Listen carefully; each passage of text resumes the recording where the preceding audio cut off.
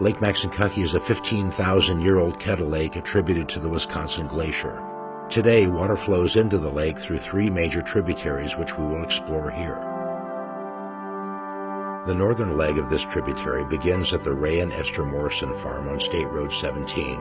It heads east and south to join the eastern leg near the intersection of 117 and State Road 10. You can see that this landowner's taken great precautions to keep his buffers at 90 feet or greater on both sides of the ditch, similar to what the Benedict farm does that we will visit in just a minute.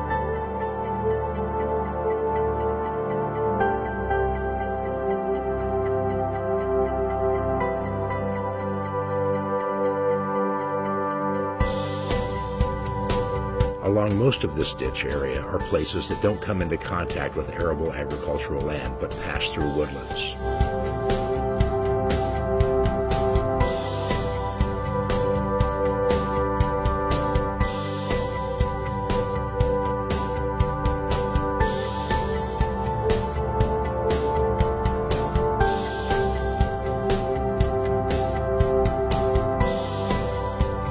The eastern headwaters of the Wilson begins on the Benedict farm.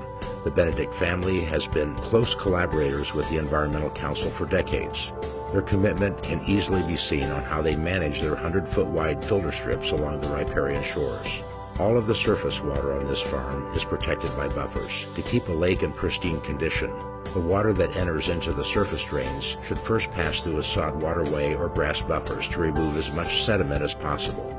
The buffer strips keep fertilizer and spray out of the thread of the ditch. We look forward to opportunities to work with landowners to establish additional buffers, adding to their conservation efforts. On the left side of the screen are environmental features established by culver academies. They include a French drain system as well as a diking system that helps keep nutrients and sediment from the surface waters of the ditch.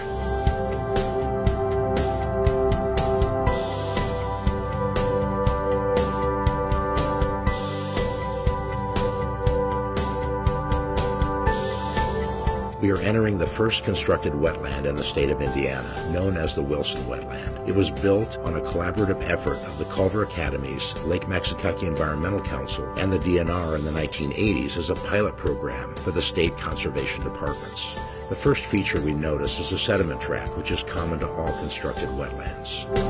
What looks like small islands are actually baffles that assist in slowing the water. This is the last treatment of the water before it enters into the lake.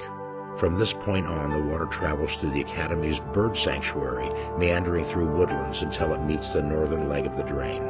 The ditch moves slowly through the bird sanctuary, allowing the sediment and nutrients to fall into the ditch as it travels through the woods. At this point, both arms of the Wilson ditch meet up and flow into the lake through the Academy grounds. The Academy has eliminated fertilizers containing phosphorus from their campus, except for cases of small repair projects since the very early 1990s. The Dale and Kay Schultz farm is the location of the headwaters of the Curtis. It flows almost directly west towards Lake Maxinkuckee. The Lake Maxinkuckee Environmental Council worked alongside the Schultzes to configure their farm drainage, helping to prevent nutrients from entering the ditch. The water leaves the Schultz farm and flows through 160 acres that has been converted to classified wildlife acreage. This owner has created a couple of small wetlands on his property, and the Lake Maxinkuckee Environmental Council maintains a sediment trap on this site as well.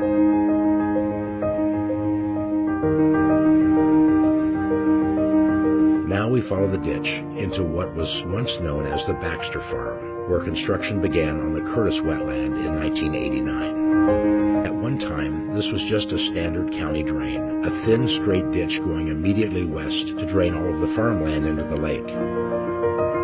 This owner has taken almost all of the arable farmland and converted it to wildlife habitat and wetlands, where Lake Maxinkuckee Environmental Council is allowed to remain as a steward, maintaining the control structure and combating invasive weeds and other threats.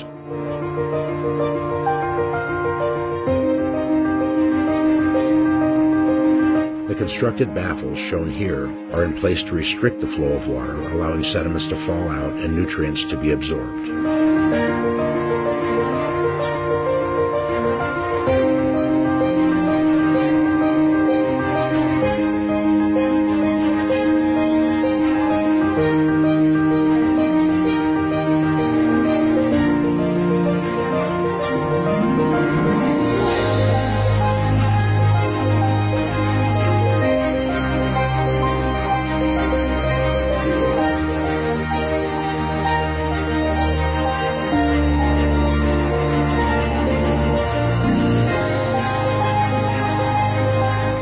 notice that there is virtually no disturbance of the soil through this entire area, with only the golf course, which has been applying non-phosphorus fertilizer for several years.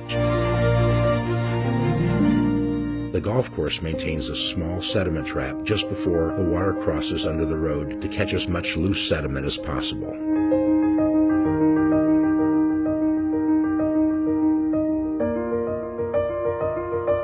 This arm of the Cline is buffered, restricting soil and fertilizer from entering the ditch. All of these buffers have been put in place under the CREP program since roughly 2006. Please remember that almost 1.3 billion gallons of rainwater falls in our watershed each year, and these wetlands and buffer ditches carry over 60% of this volume directly into the lake. This is the south arm of the Cline, leaving Fulton County, which is partially buffered as it enters the Mystic Hills Golf Course. Notice the small sediment trap, which is the final treatment for this leg, which was constructed by Lake Maxinkuckee Environmental Council in 2012.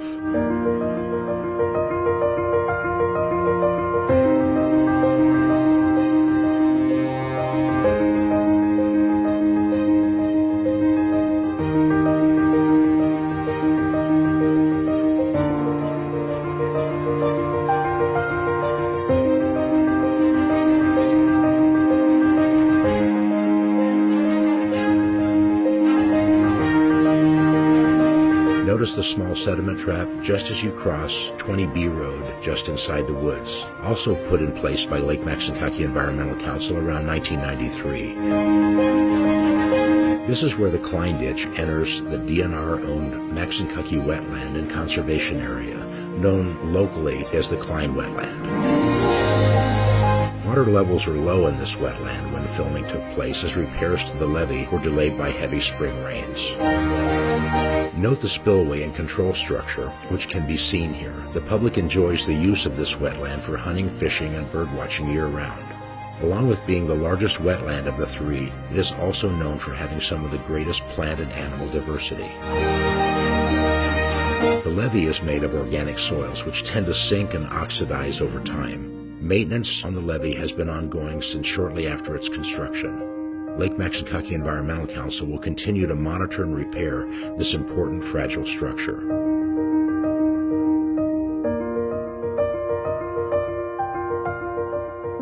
"37 inches of rain typically falls on the lake and watershed each year. The managed wetlands that we have just visited are essentially the kidneys of the lake, removing sediment and nutrients before they enter the lake's water column.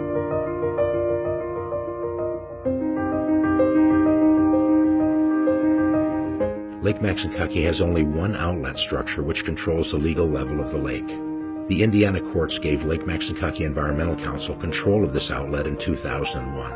This outlet and natural evaporation are the sole means by which water leaves Lake Maxinkuckee. It takes approximately 7 years for all of the water within Lake Maxinkuckee to be replaced.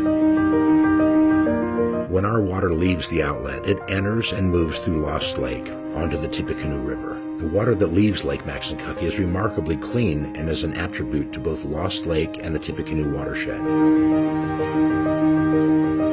Approximately 15% of the water volume in the lake is replaced by rain, surface, and subsurface recharge annually. It is essential that a healthy lake has a healthy, sound, and biologically diverse watershed.